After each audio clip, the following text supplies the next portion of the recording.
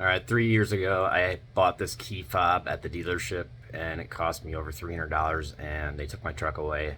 I sat in the waiting room for about 90 minutes before they were done.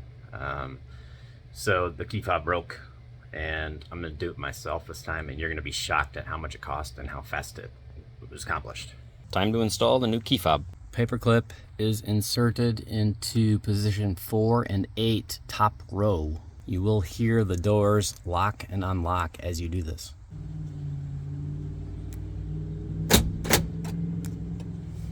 Boom, you heard it lock and unlock after I pressed the keys for about 3 seconds.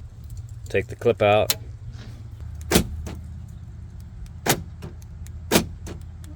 Boom. To recap, paperclip in pin 4 and 8.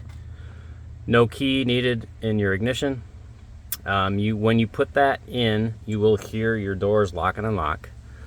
Make sure your old key fob is out of range of the vehicle. Pull the paperclip, then hold down the 2 buttons for like 4 seconds, and you're done. Good to go. Yeah. So this repair took about 11 seconds, cost me $19, and I have an extra key fob.